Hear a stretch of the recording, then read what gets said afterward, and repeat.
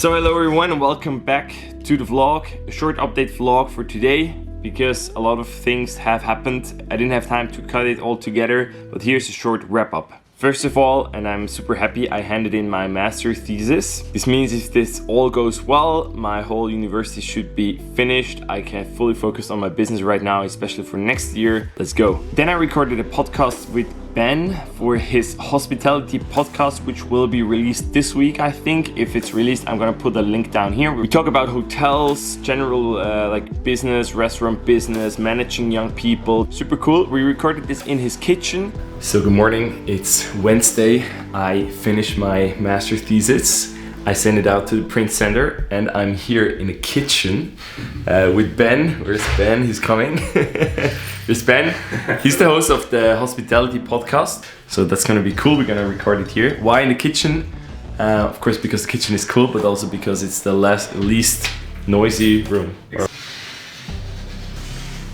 I really love the kitchen so far, especially the coffee machine. Great. It's great. And probably a new concept of hotels that is different to the traditional concept that we know as children from our parents, right? And I see this whole problem or this mindset also a lot in companies.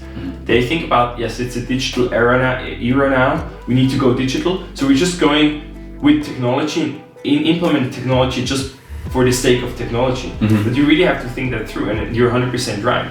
The light switch beside your door is still much more efficient instead of opening up this iPad. So first of all, I think hotels really need to think, where do we really need to put new technology provided by the hotel? And on the other side, how can they implement the technology that the guest is bringing? Because eventually, all the young people are bringing their own 1 or 2 or 3 devices. Yeah. So it's Thursday. Stephanie's here and her 2 nieces are here.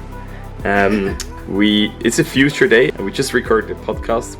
We were talking about NEOVISO, and now we go for lunch and then we talk about video.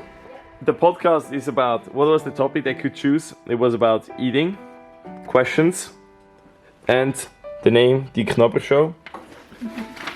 Then I was explaining the NEOVISO concept. Knabber Show, das ist das Weltformat, bin ich mir sicher. Muy diferente si hacemos algo completamente serio a que si hacemos algo como de comedia, por ejemplo.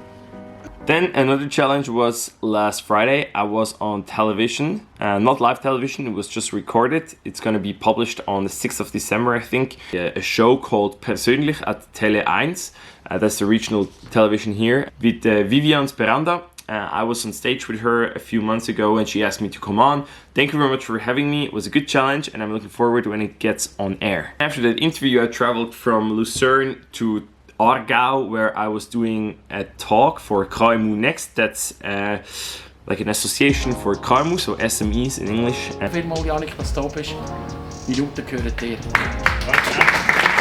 Ich würde sagen, das ist das erste Mal, wo ich echt keine Ahnung habe, wo ich am besten stehen und woher schauen. Und es macht es irgendwie speziell, da kann man ein bisschen rumdrehen. Genau, Gaming Streaming. Also da schaut man Videospiele online an. Wenn andere am Spielen sind, wir schauen ihnen zu.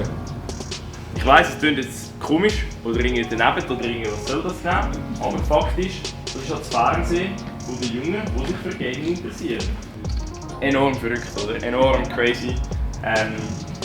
Ist sehr schnelllebig auch, alles im Videoformat. Vor allem auch spannend, weil du siehst enorm viele Trends, oder?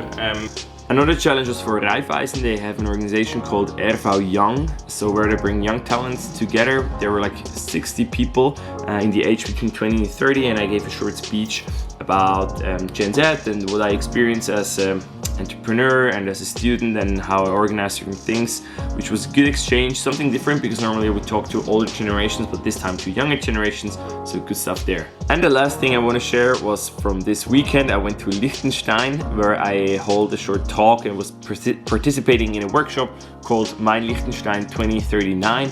We were talking about Raumplanung of the future. We were talking about what the next generation wants and how this will go into the future. That was super nice. Thank you very much for having me there as well. And yeah, I think that's it for the update. I wrote these 8 points down on my phone so I can go through them quickly. So thank you very much for watching. If you like it and if you haven't yet, you can also subscribe to this channel. hit the like button or just follow me on Instagram or whatever channel if you're interested, and hit me up if you have any questions. Thank you very much. See you soon.